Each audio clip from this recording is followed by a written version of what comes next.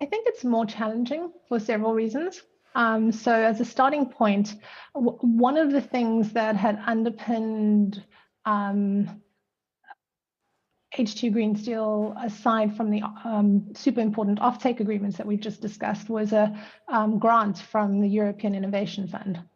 And that sort of capital is not available for most emerging market countries.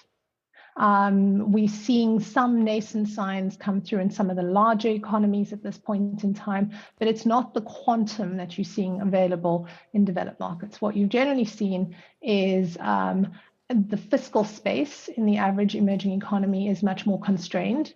Emerging countries don't have the luxury of responding to crises like COVID by effectively printing money, as we saw in Europe and the US. And therefore, as they deal with the climate transition, they are having to fund at higher interest rates, and they are not able to subsidize their local industries in the same way. Having said that, what is within their control, where you're seeing some countries do much better than others, is put in place supportive regulatory environments.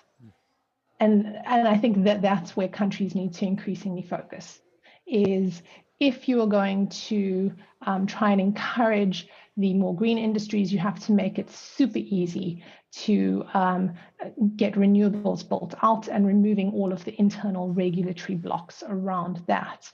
And I think that's the area in terms of renewable energy build that we have seen the most progress to date.